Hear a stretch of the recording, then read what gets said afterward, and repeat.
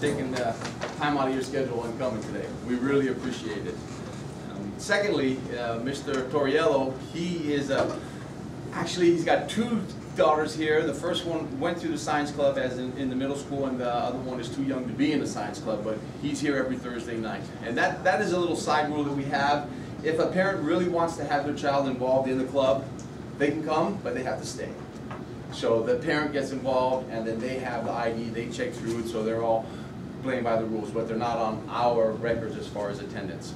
He also is the video photographer extraordinaire, and he is going to be taking some videos throughout today, and if anybody here doesn't want their faces out there on Schoolyard to Backyard YouTube, just raise your hand and he will let you out of there. We're good? Okay, all right, and he will probably come up and ask you some questions, and if you want to deny, he'll edit it and say, okay, and he's good with that. Okay with that. This is Mr. Ross. Mr. Ross came on board about February or March of last year, and he was a typical parent in the past who would come by and want to get some information, and I talked to him, and I knew the spiel of, okay, yeah, just be polite, and he came back, and he came back, and he came back, and he has not left. Yeah, he has not left. My kids have slept over at his house, and his son has slept at my house, and he's been here almost a year. And prior to that, there was just way too much for me to do. It just wasn't happening. I was kind of limping along, but I was not giving up. I look at it as the old farmer who sits down and he'll sharpen his axe before he swings at the tree, and I was doing a lot of sharpening by myself. So I had to make my moves count. Now, we swing like crazy, and it seems to be working. At any time, if you have a question about anything, just raise your hand and we'll do our best to answer it, or maybe somebody else in the room knows the answer. So what we're going to do is show you a quick video that we showed when we were asked to make a presentation at Green World Path on last Thursday night. And it's not that long, but it does cover most of the things that we're doing here. Raised beds out there, well, number one, it makes it easier for us to keep an eye on the soil. One of the things that I've learned, and I'm still learning, is if you don't feed the soil, you don't get to eat anything. So if we can get it above the ground a little bit, then we brought in some soil from Sherwood Forest. Almost, I'm going to say, not checking, 90% of everything we buy from our county. We'll turn stones over and we'll find it here. And we've learned from Green World Path that if you keep that soil alive and you treat it like that is the heartbeat of your garden, then your plants will love you. It makes it easier for the kids when they're planting the starters. We've got probes over here that can go down and give us pH, moisture, and sunlight, so they can get readings on a regular basis. And another reason is because it was different from the other thing. One of them, there's a few of them. The motivations behind this is whatever we do at our schoolyard, a family can come and say, either I got a lot of money to buy this and get it done, or all I got is a shovel. And that's how I started in Spring Hill, was a shovel. An old Puerto Rican man saw me messing around in my yard, and he said, boy, let me give you a trick. I said, what's a trick? Table scraps, shovel and a half deep, keep burying it. And that's all I did, and in 6 months, I had a killer garden. And all I had was, I didn't spend a dime. And I had a garden going. So the mindset is we get parents from all different backgrounds of what they got. If they see something, our goal is to make it happen in their front yard or their backyard.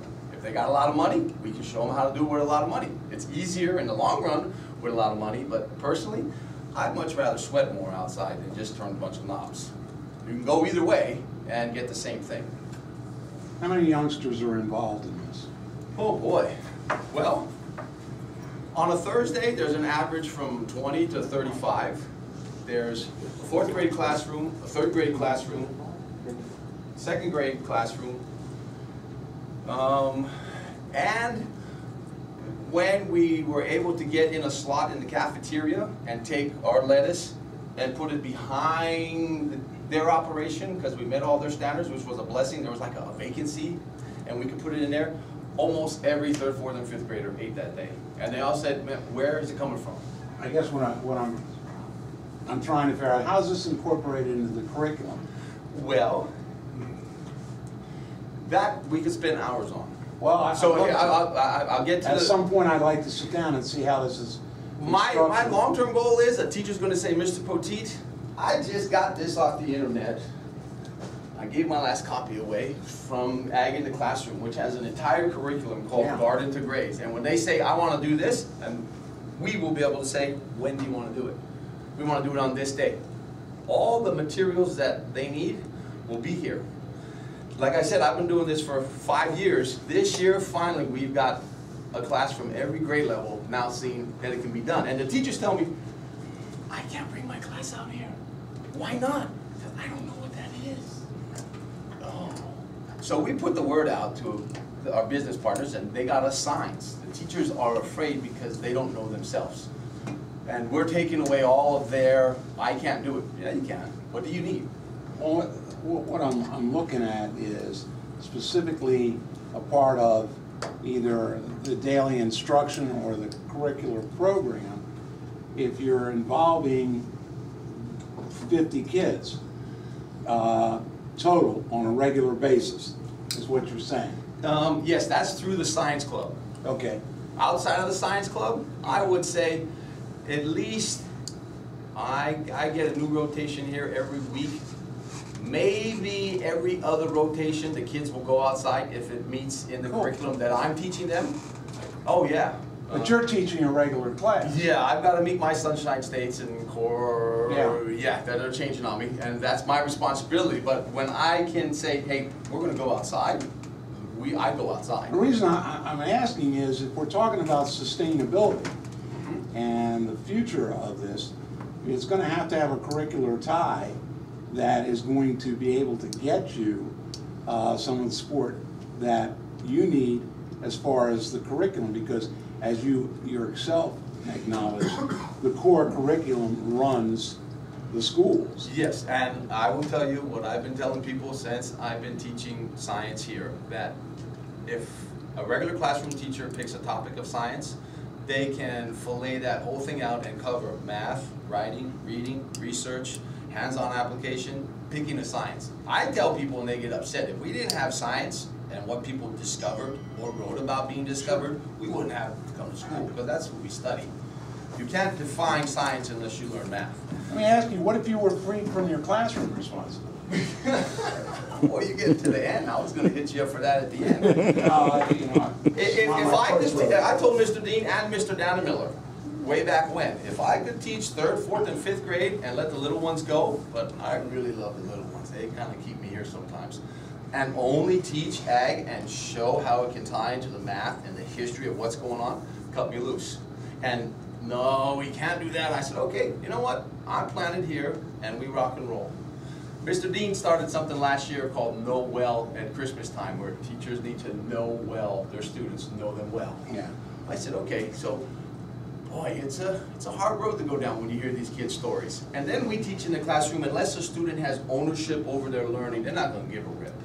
Well, correct. I said, let's try it on as a teacher. Unless I have ownership over what I'm doing, why would I be here on my holidays and going to town hoping that a teacher is going to see?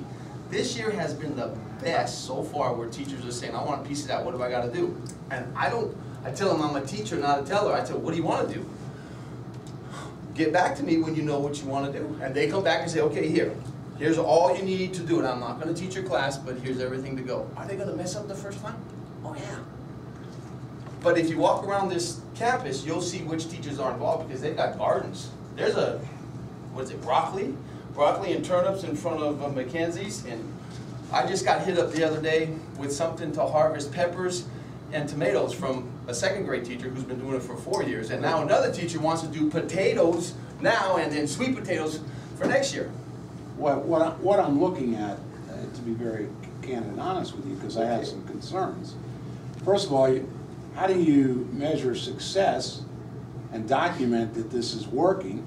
Because the people that provide you the funds have been great, but if we're going to expand out and look at it, you got to have measurable things to say. That's why I asked you about the curricular impact. The second possibility, and this is what I'm kind of looking at, is we have models established for computer use in learning labs. What's to say you couldn't, in fact, become an environmental lab on a rotating basis for students, so all students could get exposure to this? I think that's a wonderful idea. Well, thank you, but what I need to move in that direction is to see some evidence of the positive impact on student learning and general. It's nice to feel good about it, it's wonderful, but I need some data. If it's going to show up in the classroom with the math and the history, Science. Science, from what I've heard, is kind of in the gray area with this new core curriculum, and I'm okay with that. I've been here 12 years, and I've seen enough come and go as far as when the kids are going to be affected by the change. My biggest challenge is to get a regular classroom teacher with the pressures that they have to deal with on a daily basis to see where does this fit in. Have I been able to on some of them? Absolutely, and they've taken it into their classrooms. What we want to do to get everybody's attention is to be able to provide enough produce for our school's needs right here on our campus.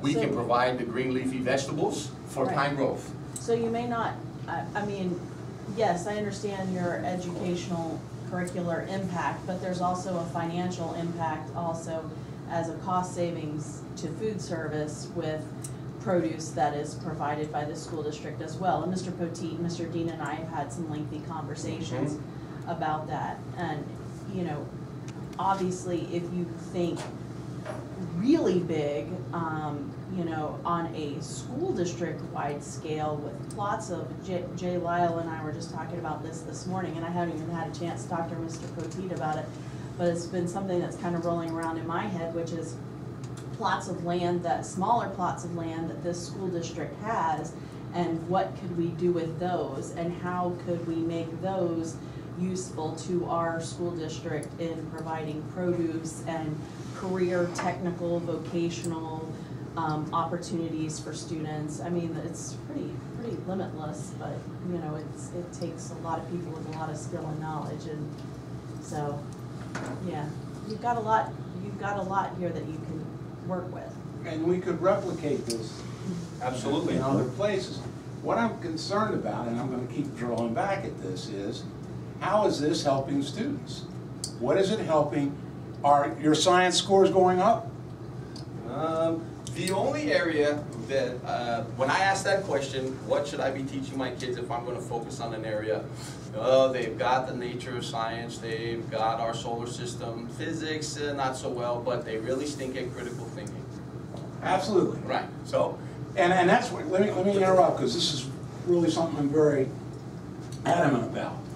If in fact the youngsters go through the inquiry of putting these things together, facing the problems, looking at the economics of it, and becoming ownership of this project, they're going to learn. I agree. They're going to become very, just in their problem-solving skills. So if it's a part of the curricular section and you say, look kids, we want to expand. Instead of us expanding it, what about going to the kids and to them and say, how do we solve this problem? How do we solve the problem when the water's not flowing properly? No, that ties right into the area management approach. Well, I like it, but tell me about it. Well, I'm having a hard time because I've got too many files going in my brain right now, and those who know me know that that's an attribute and a hindrance sometimes. Yeah. We are at the point where the kids now come and say, well, Mr. Poteet, if we did this, would that make it better? And I tell them, I don't know. Sometimes I do know.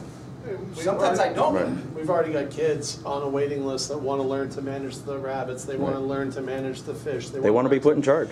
The science club, Absolutely. we spent 3 weeks going over volume, how to convert volume to gallons. We're doing things that are way above Let me tell you elementary something, school. Dwayne. The scores are going to go up if that's what you're doing, because the kids then become independent in their inquiry into solutions. And when they have a test or when they have these things, it should articulate in their ability to do some problem solving, which is their weakest area. And to know that to have it sustainable in the school, we have to show that it is educational based. We know that. We're coming up with as much as we can over time.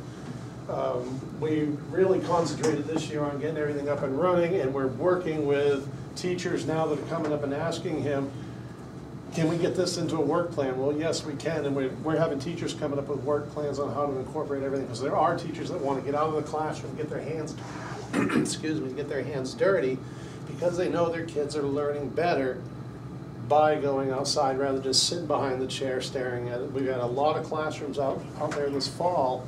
They've been going over how to plant, how to sow, how to water, how to manage it. They've come out to weed, and they all act better on discipline because you don't get to go outside. So there has been right now an improvement in the way that we're incorporating the classroom, but it'll change more as, I mean, when something's new, it does take time, and we're trying as much as we can to develop. It's organic, literally. Well, yeah, it is. In the second generation, if you're looking at, and maybe in your mind this may be the third or fourth generation of it, but the second generation should be less of our direction, more of the students taking on the skills that they learn. Right, and initially with Oraveda, when we talked about it, when they came in here, was taking this and turning it into a pilot school, getting everything hashed out, what we need to do, and then expanding it.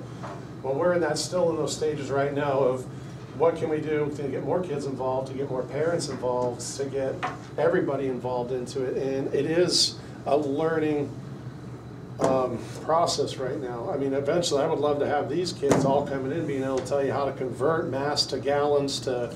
No, they know the formula to find out how many gallons are in a cylinder. And I told them, you don't have to memorize the numbers, just the formula. When you get to middle school, here's the calculator. What's the formula? You know what the formula is? No, I don't know how many gallons in it. Well, it's length, it's height times the diameter times 7.9. 6. Yeah. I was just going to say that. Yeah. Yeah. Now, see, And the practical application for that was how much water was it going to take to fill the aquaponic tank? Fish Can I tell you tanks and- something? The thing that we constantly hear from employers about entry level and whatever, whenever we talk to them, is that kids that they're hiring can't do basic functional skills. Can't do what you just said. I agree. So that this youngster that knows about it, about volume and gallons, they're ahead of most of the kids that are going to go through this, or adults. Is anyone else, we have a state that, this isn't limited to just agricultural areas, but have we looked throughout the state to see if anyone else already has an end of course exam? end of course exam for... Or, you know, something where you can have a pre-test, post-test. Oh, wow. Something, so you know, so you can measure the learning gains. Not that I know of. What we started here, those blue binders there are the science club kids, and they've got to come in and they have to write a journal. And we wrote them out at the beginning of the year, what they expected to learn. They're going to come in and halfway through the year and say what they've learned, and at the end of the year, how they finished up. And in the past 2 years, it was myself. So I would only take 5th graders. So I had them for a year, and I knew where they needed help, and we jumped on it. And they get upset when we don't take them outside and we're doing math, or they have to go up to the computer lab and say, or if you're going to be the one who takes a tour on the grapes, you need to know how long they are, how wide they are, what's the volume, and what. Go to the computer lab. We don't get to go out. No, you need to learn what you're doing out there. And for 3 years, I've only had 5th graders. The first year we started, we had 3rd, 4th, and 5th. Now we're back because faculty has gotten involved. There's us 3 here, plus a 4th grade teacher, Ms. Hanel, a 2nd grade teacher, Mrs. Wimmer, a 3rd grade teacher, Mrs. McKenzie, a pre-K teacher, Mrs. Riker. They all said, I want a piece of this. Plus anywhere from 3 to 5 master gardeners on Thursday evening. Yeah, they're all here, they all have to sign in, they're here. I said, okay, do the paperwork. And sometimes I'm not even running it, Mr. Ross is, because I gotta go get ready for these guys. They know the routine, they get in, they get their snack, they sign in, they sign out, who's doing what, get to work. And they're out of here. It sounds like certainly we can work with you within our curriculum division and instruction to get this thing a little, you know, at least codified, written down so we have it and that we can replicate it. But let me also tell you that I'm a little concerned that these kids are all dressed up with no place to go. Because they leave you into middle school, what do they do in middle school? Actually, this year's the first year we've had alumni come back. Yeah, but I'm worried about middle. If you get these kids, you know, you get kids all churned up about this, we need a middle school site. West Hernando's a natural. And Next door.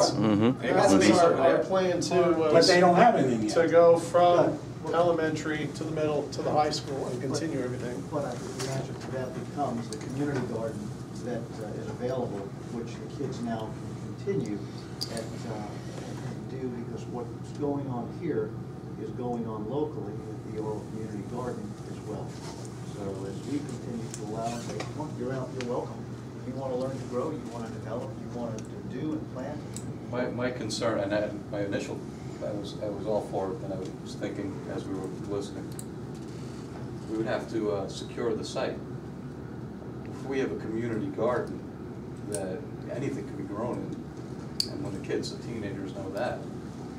Well, not only that, if it's associated with the schools, we have to get clearance. Full-time employees there. Yeah. That was The one problem is that It's not just. the only problem is it's off-site for us. It's off of the Right. school site, which means We would own it, but it's